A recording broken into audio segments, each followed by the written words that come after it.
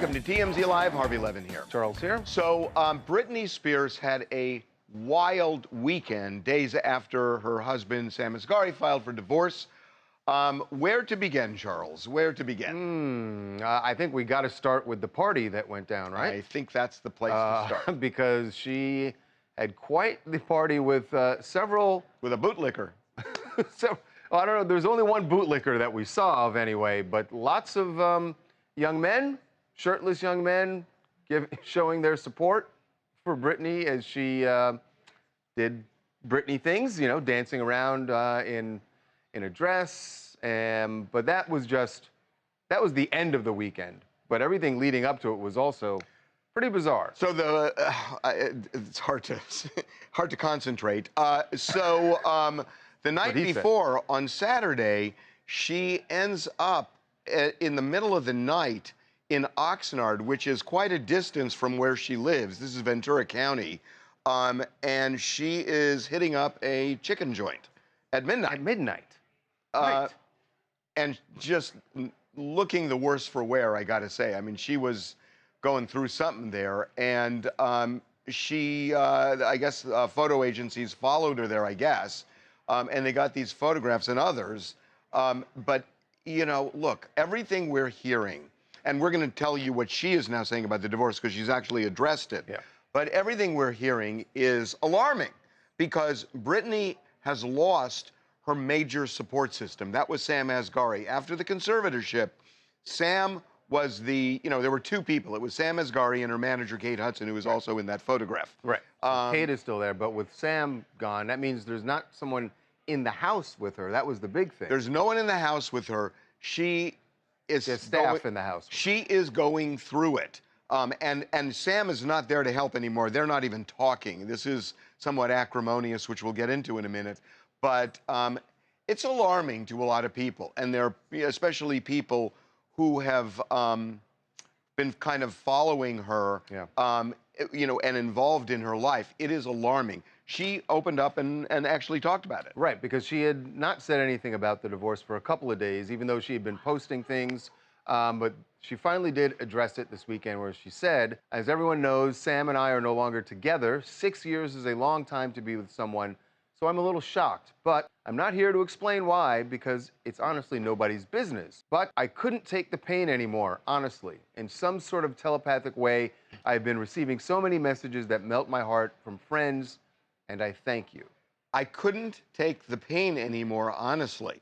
That's interesting because, look, they have had a very volatile relationship, right. And not just since the marriage. The whole time they were together, they had explosive arguments. And we've talked about this before. At times, she got physical with him. Right. And that he and yet certainly... it clearly wasn't working for both of them. I mean, she says, I couldn't take the pain anymore. The problem is she's now alone. And I think we should talk about this in the context of her no conservatorship anymore. How does she live? How does she cope when, mental illness becomes an issue? It is always an issue. And how does she cope now when she's on her own? So joining us now to talk about that is Dr. Charles Sophie, a renowned psychiatrist. Yep. We've had him on before, and he's joining us again. Dr. Sophie, welcome back to TMZ Live. Hey, how are you? We're good. So first, just your impressions here. I mean, this now seems to be an acrimonious divorce. She is alone, estranged from her family. Her mom she's not talking to her mom, and she's not talking to the rest of the family. Your concerns, your thoughts? Well, I'm not surprised, first of all. I mean, her life leading up to this has not been the best. And again, she has made decisions or behaved in ways, I guess, that are alienating people. And it's sad. And I hope that this is a chance that she takes to be able to make better decisions for her future and really for the future of her kids. But I'm not surprised. Well, yeah, I hear what you're saying, Dr. Sophie, that you hope she takes that time. But right now, it just seems like she's going through something. And I guess the issue is, yes, you want her to make those better decisions, but she does have a mental illness that she has to deal with. And at times it is alarming, things that we see. So without someone there, what's the prognosis for Britney? Well, I mean, it looks just like any other mental illness. When you're off your treatment, obviously you're going to behave in these bizarre ways, that's what her behavior is indicating. She's either not doing her treatment, not doing it properly, and her mental illness is, blowing up. And if nobody is there to supervise it, we all know it ends up in a bad place, a 5150 most likely. Well, 5150 or worse. And, I think this is a moment where we can talk about something, which is the Free Britney movement. That there was a tidal wave that resulted in that conservatorship ending. And the two words that nobody really discussed in that movement were mental illness.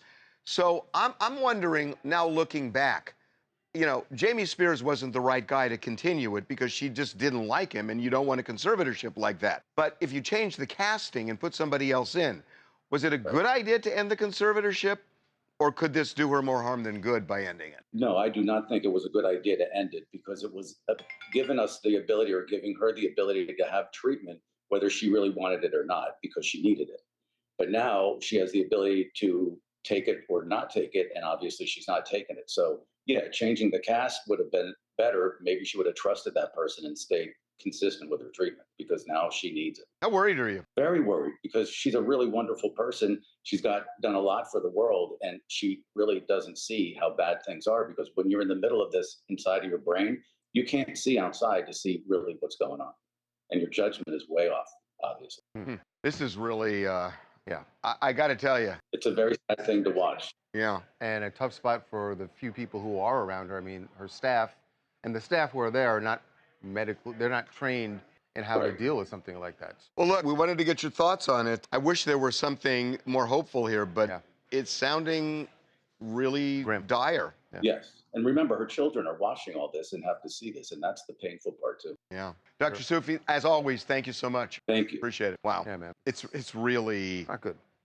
Okay, we are going to move on. Something happier. Yes, Jennifer Lopez and Ben Affleck, 1 year into marriage. I cannot believe that was a year ago. It's actually more than a year if you go to the legal date, because they got married in Vegas first. That's right. But over the weekend, Jennifer was celebrating I guess they're marking the anniversary when they had the big wedding in Georgia. So she posted some photos of their day and then posted some lyrics that are going to be on her upcoming album. It says, I'm not going to try to sing it. I'll just say, Dear Ben, sitting here alone looking at my ring, feeling overwhelmed. It makes me want to sing.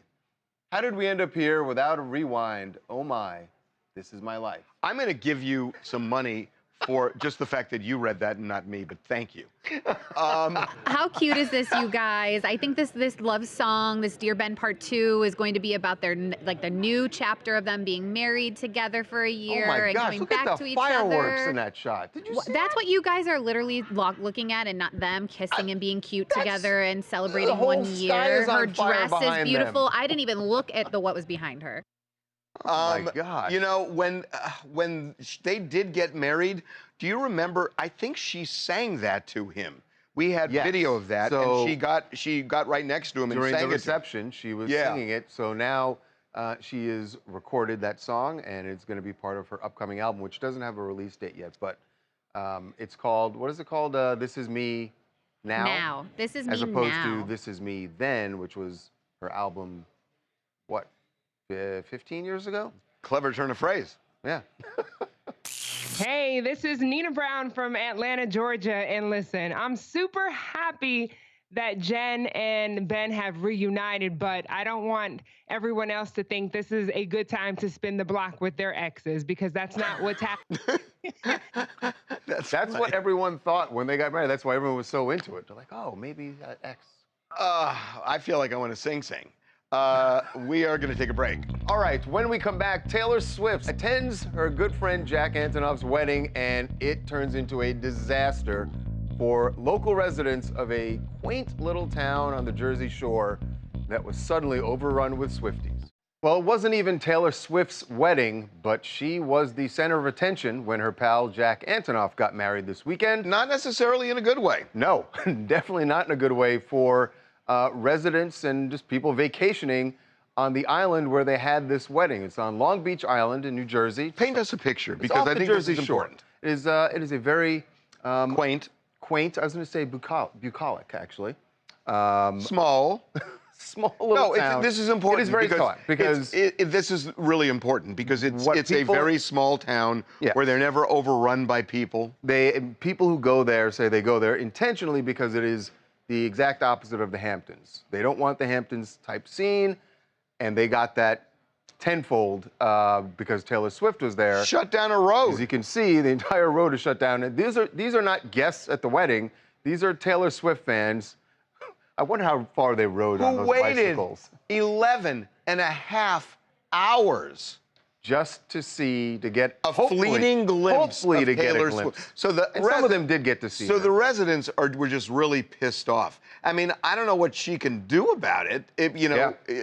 She's not going to not go. And look, the city was prepared for this. We're told that Taylor's team and the wedding planners did reach out in advance and kind of said, like, hey, there's going to be, this is going to be a star-studded wedding. Let's figure this out. So they had blocked off that entire street that you guys had mentioned, which, by the way, that is the main street. So if you're a local, that is kind of annoying. And the main street has 3 intersections. Like, this is a busy, busy area.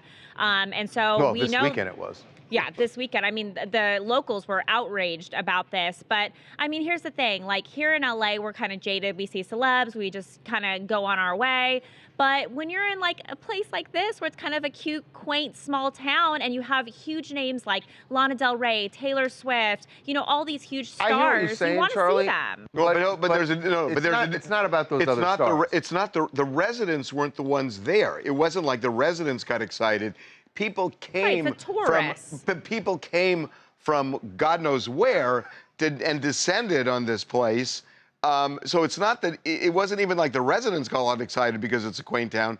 It was like it got overrun. And I get that. It does show some forethought and planning on Taylor and Jack's part that they let the police know, but that doesn't help the local residents. I mean, all right, so the police were ready for some crowd control, but there's nothing they could do. Waiting when the Swifties come. 11 and a half You really cannot hours. let that go. No, it's just... I agree with you. I don't understand. I get that they love Taylor and they love her music. I will say, I kind of, sort of have a tiny experience like this. When Spice Girls, what? No, that would be awesome. My husband and I, we went to the royal wedding to see Meghan and Harry, like, for their procession in Windsor. And that was also, like, a huge, long day. You're, like, waiting. There's crowds. Like, you can't breathe. Everyone's bumping each other. But then when they came around, like, in their carriage, she, like, waved to us. And I don't know why. It was just, like, the coolest thing. And, like, everyone cheering. So it's also about, like, the environment, like, the energy that can, like, make you excited. I don't get it. God, we are so jaded. We are so... And there are a lot of artists that I admire and I love, but I don't know that I would wait. I know I would not. I know I would not wait. So who else was there? Zooey Deschanel was there. Zoe Kravitz was there. Lana Del Rey was there. Channing Tatum, who she's dating. And then, of course, Margaret Qualley, her mom is Andie MacDowell, which blast from the past, right. super cool. So she was, of course, there, and Jack Antonoff, everyone knows him as well. So it's Andie's daughter got married to Antonoff, right? There she is. There's the bride, Margaret Qualley. Oh, my gosh. I have a question. How does a bride feel about this? I mean, I don't know the answer to this, but how does a bride feel about this? I think normally you'd be bent out of shape. But Margaret and Jack have spent so much time with Taylor, they had to know, like, her coming to the wedding. This is what comes with Taylor. It's her day.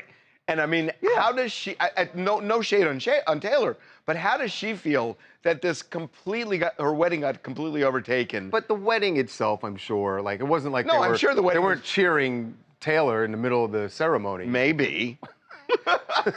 God, I hope not. Logan Carney from Pittsburgh, go Steelers. And geez, are Swifties a bunch of wackos? I mean, it'd be better for everyone if those Jagoffs would just let her live her life. She was up here for 2 nights down in the Berg, and they closed down the streets. Our mayor made a big holiday for it. And I'm just up here. I'm not a Swiftie, but man, they're just a bunch of wackos. Dude, everything. Dude. You are from Chicago, right? No, Pittsburgh. No, I heard you say Pittsburgh. Pittsburgh. But you're from Chicago. Tell me you didn't live in Chicago at some point. No. Yeah. Oh, because Young's never been to Pittsburgh? No, because jagoff is such a Chicago term. That I don't know we can use, actually. Oh. Oh, I'm sorry. But by the way, can we give that guy a T-shirt just for his honesty and his bravery? He didn't care what the Swifties. You get a T-shirt. You might want to use it to cover up because the Swifties are definitely coming for you. Okay, we're going to move on. Yes. Moving on now to the reality stars who are suing NBC Universal over the treatment of reality stars. They feel that they have been mistreated while shooting these shows. They are going hard they're going hard on NBC Universal and Bravo. So what they want, they want to be able to talk about all the things that have happened.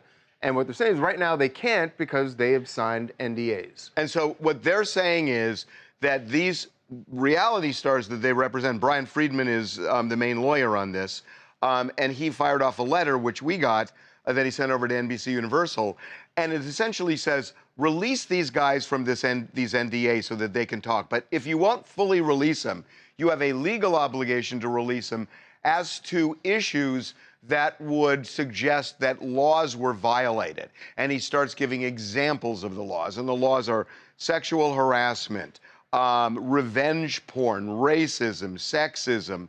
So they've got a laundry list of things that they want to air out, and they're saying these guys should not be prohibited from talking about it. In fact, they can't legally, according to him. According to them, they can't legally, and there's a number of other issues in addition to what you named, Harvey. There's also forced intoxication, which is one of the big issues that they've claimed, right? That these folks are encouraged or even compelled to drink and get drunk while on set, and this is something they should be able to talk about openly, notwithstanding the NDA.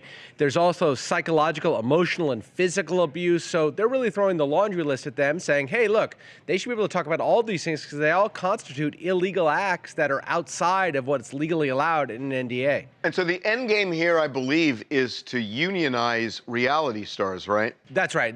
That's the end game. These guys particularly are looking to do that eventually, but really what they want is immediate compliance for their specific clients, yeah.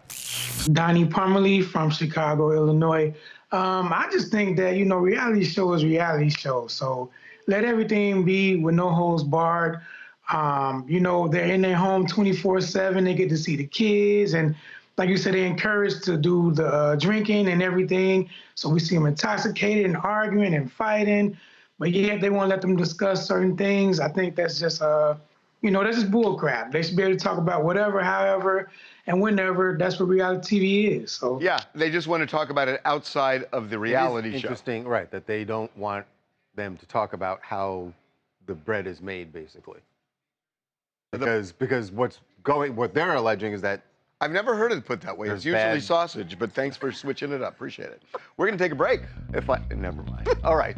When we come back, the World Cup celebration for Spain after their victory over England got a little out of hand when the president of Spain's Soccer Federation planted a big old kiss on one of Spain's stars. Over the line, you're going to hear what she said. We often hear people complain, and with good reason, that women's sports don't get enough support, that there's not enough excitement about it. The Women's World Cup. Oh, my God, I know what you're doing. The Women's World Cup came to an end this weekend. Spain defeated England 1-0, big victory for them, and there was plenty of excitement, maybe a little too much. So be careful what you wish for. The president of Spain's Soccer Federation just planted one on her. The grabbing of her cranium, her entire skull for that kiss, really rubbed some people the wrong way, including the player. But first, here's what Rubiales had to say about, even he admits, this was over the line. Seguramente me he equivocado, lo tengo que reconocer, porque en un momento de máxima efusividad, sin ninguna mala intención, sin ninguna mala fe, pues bueno, ocurrió lo que ocurrió, yo creo que de manera muy espontánea. Kind of an apology. I mean, maybe he's just being honest. He's just being honest, right? No, that's what I think. I think, too, look, this was the first time that Spain, the women's team, has won the World Cup. This was a massive accomplishment for their country, and I think clearly he was just caught up in the emotion, Jenny Hermoso, the player that was on the receiving end of the kiss, she made it very clear. She said she was uncomfortable with it. She actually did, spoke. Harvey. But at the same time, though, she said I was uncomfortable, and she obviously didn't love it. But she also said I kind of understand that we were in this moment of pure bliss, and it obviously just happened. With that said, you can't just go around kissing people whether or not you win the World Cup or not. It's just not something that can happen. But I don't think anything needs to happen here. Right. You said sorry, and now everybody moves on. He said sorry. She accepted the apology. She was honest about how she felt, accepted the apology. So we should all move on, right? That would be ideal if that happens in this world. You're right. I mean, there are going to be people who say that he needs to step down or he should be removed from his position as president of the federation, which would, people make mistakes. The only way I feel like that, Charles, if Jenny felt like that, and I think clearly she doesn't feel like that. But a lot of people will say that Jenny can't, would say that Jenny can't speak can't say how she really feels because he's the president of their soccer federation. He makes all the decisions about that national team. Oh, but think, Charles, if something were to ever happen to her as far as retribution, and I mean, gosh, imagine that context. It's sort of, but it's, again, it's a power thing, right? I mean, he is essentially her boss. So is she really going to speak out? But what are you saying? So therefore you fire him? I don't know if you guys noticed in the video, but Jenny, when she was being approached by him with her lips, she kind of did try to move back a little bit. And even in the interview afterwards, when they did ask her about it, she does say that she didn't like it. She was uncomfortable with it. But like Charles is saying, he is, I believe you guys said, the president. So there's a line that she kind of is teetering right now with speaking out her truth for feeling uncomfortable because that was an unwanted attempt to come, unwanted attempt. Right. No, for sure. This makes me uncomfortable. Well, yeah, but I guess the question is, what now? Do you let it go or do you fire the guy? I would say you got to do something to reprimand him. I don't know if it deserves to be fired, but there has to be some sort of reprimandation. Even though he did say he was sorry for it, I just don't think that that's enough. It's just an apology. You would think that FIFA, the international head of soccer, that they would be the ones who would step in and say, something's got to be done here because they run the World Cup.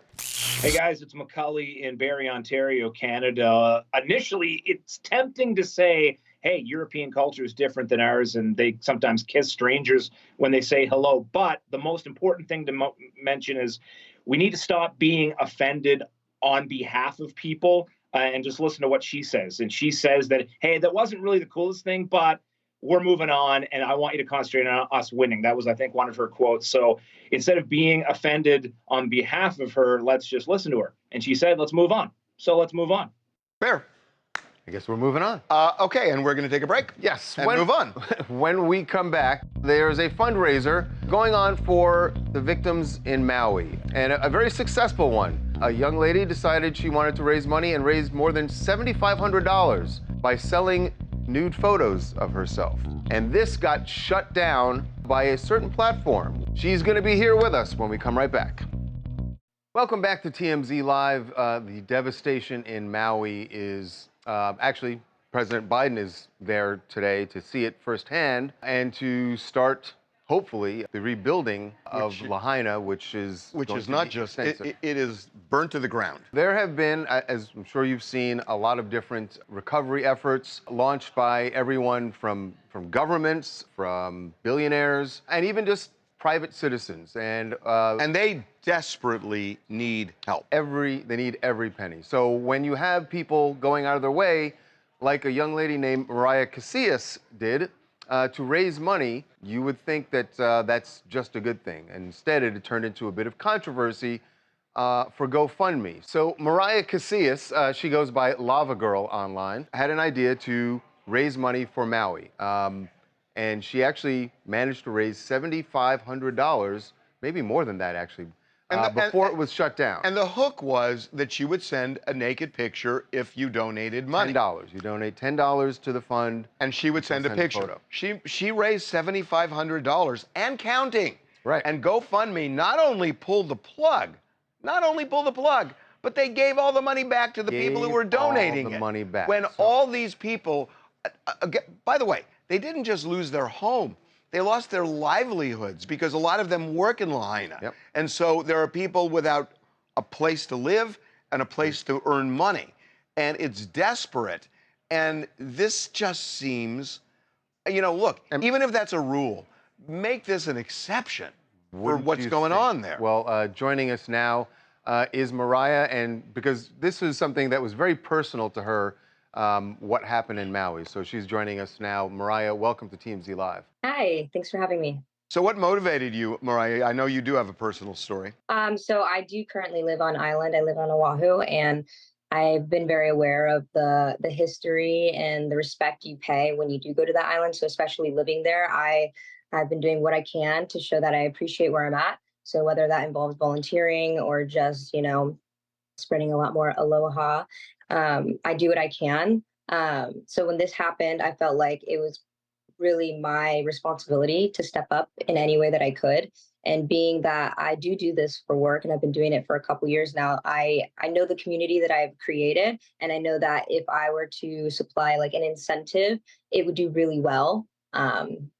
So that's the first thing that came to mind. And I had been posting about people donating before I started my fundraiser, and it just wasn't getting as much traction. So I went ahead and did that incentive. So what was the final tally you got to before GoFundMe called, or what did they say when they contacted you about shutting it down? So I think that they had been slowing down traction to the site because I was getting a lot of messages saying that it wasn't working. And so the last number I saw was about 7,800, but I do think that it was being tampered with a little bit with technical difficulties for people, which is strange.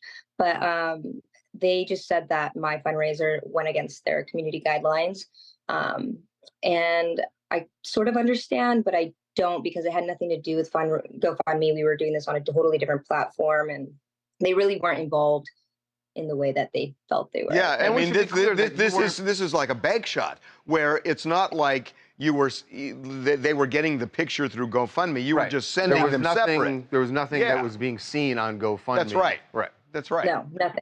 There was about like 3 platforms being used in total. You would donate, you'd get a confirmation, you'd send it to a different platform, and a picture would be sent on a different platform. It was a totally, we were keeping it separate for sure. And yet they shut it down. So what have you done since? I know you're keeping it going, just not on GoFundMe. Correct. So I've been actually just keeping donations going on my OnlyFans. I made it a free subscription site, which I've never done in at least like 2 years. So I'm really taking it serious and doing what I can. The only part that's unfortunate is I just wanted people to be able to tag along and see the progress that the page was making. So it being on my OnlyFans does deter some people, but it is still going on, and that's on my OnlyFans. So it's still there, and we're still making a lot of money. We made a lot of money, honestly, as soon as it went live. So what are we talking? I'm curious. How much are we talking? Yeah, in about 2 days, we've hit almost 10,000. Oh, that's great. So you got back to people. We're still doing the work. Yeah, it's just not as it's not as openly advertised, just because how people feel towards the platform. Well, here's the thing. We're putting you on because what you're doing, I think, is a really good thing. It really is. And these people desperately, these people desperately need help. And good on you for what you're doing. Seriously. Thank you. I appreciate it. Really I really just want to be able to help however I can. So this is me doing that. Well, all right. We support you on it. We support you on that. And by the way, can you just tell? I know that you're actually have another thing that you an appearance coming up on a reality show of sorts that's on OnlyFans. Right. So there's an OnlyFans TV section, and my episode of Mismatch premieres exclusively on Friday, August 25th. And you can see it on the website or the OFTV app. Yeah. And just so we're clear, on OnlyFans TV, it is safe for work. Like, it is not a nudity thing. You can look at it. Not at all. Just a regular reality show. Yeah, regular reality show, some love, some drama, but it's no nudity, none of that. All right, keep it up. Honestly, keep it up. Thank you. You're doing important work. Thank you, Mariah. Thanks, guys. Thanks. Okay, we're gonna move on. Yeah, I just like you said. Sometimes you can make an exception. Make an exception. Jeez. Okay, we gotta move on. Yes, to Bradley Cooper and the controversy over his movie nose, at least the prosthetic one that he wears in Maestro, the story of Leonard Bernstein. Well, we told you how there were a lot of people online who were upset about this when the trailer came out for this. They felt like it was. Well, they said it was a Jew face stereotype. Right. Well, not all Jewish groups agree. In fact, there are several who are supporting Bradley Cooper in this role, especially because they feel that it is a very positive role positive film about Leonard Bernstein. So we spoke to a couple of different groups. And they were all behind this. Yeah. They were all behind this. They thought, you know, this was doing honor to Leonard Bernstein and his family, who also, by the way, supports what Bradley Cooper looked like here, because they said our dad had a big nose. Yeah. And they wanted to make it authentic. And so, you know, it's like there are people actors get trashed when they don't look like the character they're portraying. Right. So here, he's looking like the character they're portraying, and people are going after him for that. And by the way, Steven Spielberg is one of the producers. Is one of the producers of this, and he's got some street cred on this. Yeah, look, it's nice that the Jewish organizations have come out in favor and said this is not a negative stereotype like you used to see in old cinema from the 30s, where it'd be sort of a gross caricature of Jewish people. Nevertheless, I am always reluctant to believe that Jewish people speak as a monolith. Just because these organizations say Nobody it doesn't speaks as a necessarily monolith. mean that other Jewish people weren't offended by the character. Yeah. I mean, true. I think that's the point, is that there are going to be some Jewish people who are offended by it, and there are plenty who aren't. And it's good that Jews and others are not monolithic that way, that they have, you know, different opinions and personal opinions, and arguments make for good arguments. Hi, this is Ian from Canada. Just this whole thing makes me think of back when Colin Firth did the King's Speech, and he had to learn how to stutter. And it was shocking to people, right? Like, oh, he didn't stutter naturally, and guess what? He's not an actual king either. And that kind of thing, that transformation, that's what acting is. If we want everything to be boring and the same, just film a documentary. Why do you even need an actor, right? Dude, are you part of the Canadian tourist board? I mean, that's like, what is going on there? That is a beautiful shot there with the flag Beautiful billowing. place I got here, bud. Wow. That's gorgeous. I mean, summer's in Canada. Yeah, send an invitation our way. Okay, we got to take a break. All right, when we come back, Billy Porter speaking out about the actors' strike and the writers' strike and what it is doing to all actors, and particularly to him. Billy tells us he is losing his house, and he says that's why he's out there on those picketing lines. You're going to hear an actor raging at the studio execs when we come back. Since the writers' strike and then the actors' strike began, we have seen many images daily of actors and writers out on the picket lines, and they are very vocal, and they were getting their message out there, but we have not seen, I haven't seen a celebrity, an actor, speak out in the way Billy Porter did over the weekend. He absolutely went off about this strike. He's got a lot of rage for the studios. He is upset about how long this strike is lasting, and he says there are consequences for him. Serious consequences. There was a report that one of the executives said, we're going to wait for them to start losing their homes, right? And what I say is, I'm already losing my home. That's why we're striking. And you're Billy Porter. Yes, I'm already losing my home. That's why we're striking. Yeah. Please understand that. It's emotional for all of us. Yeah. And I'm trying to have grace about it. And so, you know, you know, I tried to not talk about it. Yeah. Because I know that the only thing coming out of my mouth right now is venom and rage. That's all, and it's not useful. It was weird. He said, I'm trying to have grace. No. He realized that he wasn't. It was the part where he said, it sounds like he was losing his home before the strike. I think his point is, now that I heard it that way at first, this time I heard it, and what he's saying is, because we are not making as much on residuals, I'm losing my home. And that's why we're on That's why we're on strike. Right. But he's not losing his home because people are striking. Correct. He's saying he's losing his He was home losing it because they he weren't wasn't making enough money with the residuals to maintain his home. Exactly. Which kind of really shows you the scope of this problem, because kind of like the camera person said there, you're Billy Porter. So you think, okay, Billy Porter, he's got plenty of money, he's worked for a really long time, he's going to be absolutely fine. But if someone like Billy Porter is even losing his home, I don't know kind of what type of home he's in, but think about people who aren't Billy Porter and who haven't had that success and have relied on this to fund their families, to fund their lives, their places of living. I mean, it just kind of puts it into perspective. Yeah, I mean, it's, you know, Henry Winkler mentioned a couple of weeks ago that there was, I forgot the percentage, it's like less than 10% of actors make enough money to make a living, and they all get second jobs and whatnot. So, you know, with this strike now, I mean, there are a lot of people who are in SAG-AFTRA who are doing things like babysitting jobs. It's become like a cottage industry where they're babysitting, they're doing all sorts of things. house cleaning. Remember, we had and house guy cleaning on just who to hold it together. Yeah. Hey guys, it's Autumn Joy calling from Prince George's County, Maryland. And as a budding actress, you know, I too understand what Billy Porter is trying to convey. You know, I think people on the outside looking in think that actors make these big bucks when they do these films, but we're now realizing like, no, they're not getting paid what they are worth. And all they're saying is, hey, pay us what we are worth. And it's very disheartening to hear this executive say, well, you know what? No, we're not going to pay you. We're going to wait until you lose your home. That is inhumane. Like, what are these people doing? So I absolutely understand Billy Porter's point. And when he says, you know, the venom comment, that really means in Black people term, you're going to mess around and find out, because I can get real, you know, if I want to. So he's trying to be very classy about it. So, I mean, but everybody's feeling it. And I just really hope that we can come to some sort of something soon. Yeah, the thing is, it doesn't look like there's any end in sight, at least right now. Yeah. Every weekend we put polls up on the website. We kind of ask about your opinions about things that happened last week. Here are the results. And as you'd imagine, Britney is high on the list. Britney on her own. She'll be fine, or she's in the danger zone. What do you think those? Oh, the last. It should be. For sure. Yeah. You just never know with the Free Britney movement. No, but that's interesting. It really has shifted since. Yeah. Britney and Sam's divorce. Sam deserves payout, or beat it, he signed a prenup. They're going to go with beat it. Yeah, they did. Yeah. They did. Sam Asghari on his own. He'll keep acting, or he'll fade away. They're going to go negative. Of course they'll go negative. That's also probably That's what they do. Yeah. Next one. Kid Rock drinking Bud Light again. This is the most curious of stories. Boycott's over, or hell no, keep it going. Boycott's over. Come on. Everybody else is over this. They were over it before Kid Rock was over. I think it'll be close. I think this is going to be close. Huh.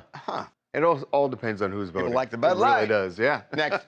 Blindside conservatorship. The Tuohys duped Michael Oher, or Oher's lying, he knew all along. It's going to be the last. It's going to be the last. There that you was go. Pretty strong evidence of that last. Absolutely. And finally, Rachel Leviss officially quits Vanderpump Rules. There goes the drama, or they don't need her. I think it's going to be there goes the drama. Lisa Vanderpump says they don't need her, so I think they're going to go with Lisa. I know. Ooh, wow. Always follow Mama Vanderpump. Or they just hate Rachel. Or they hate Rachel. It could be that. Okay, we're taking a break. All right.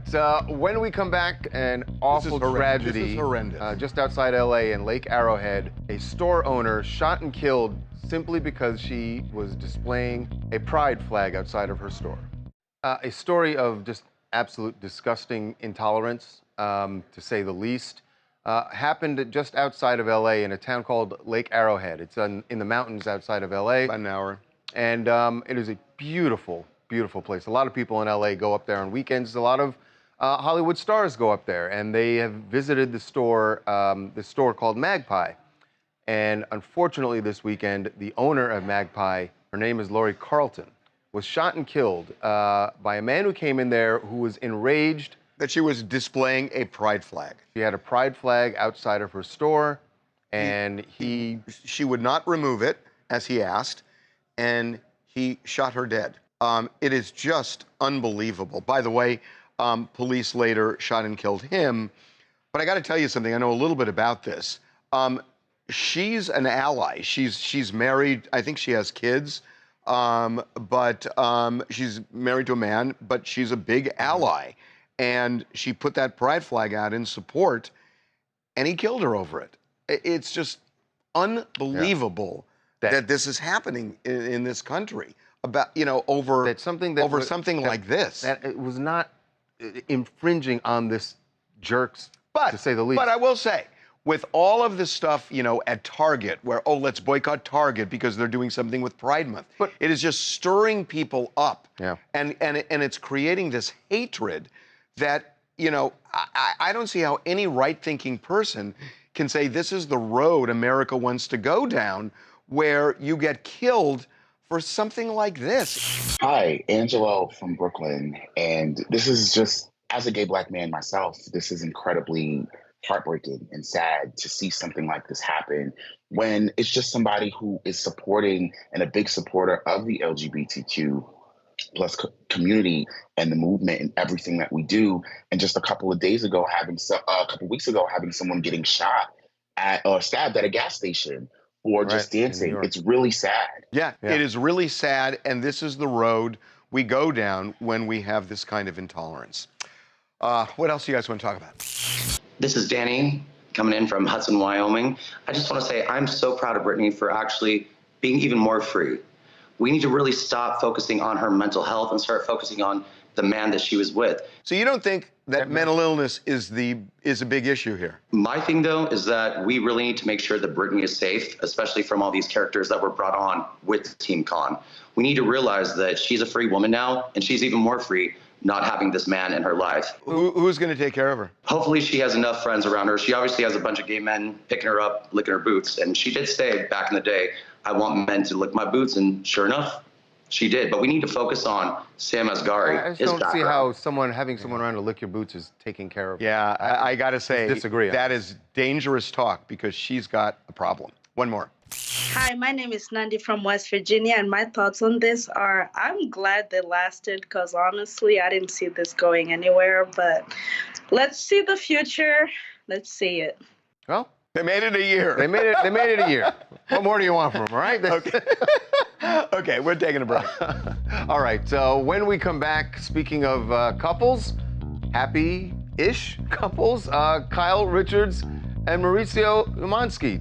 We know they're separated, yet they are on vacation together and not just like getting through it, they are having a great time with the whole family. So what's going on? Last month, everyone was a little shocked when Kyle Richards and Mauricio announced that they are split up. Now, they said, we're not getting divorced, but we're separated. It hasn't stopped them from, obviously, staying on very good terms. They are on vacation together right now with the whole family, coming up on end of summer trip to Italy. And they all seem to be having a great time. The kids have been posting lots of photos and videos. My recon on this, before they separated, I was told about this trip. And they knew that this was going down with the separation, and they always planned this trip.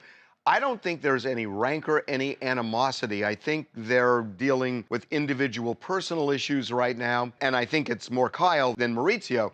But they get along, and I think the good thing about this is they're having issues, but they're being not only civilized, but they're being loving toward each other, which I think is great. A model separation. Yep. Okay, we will see you tomorrow.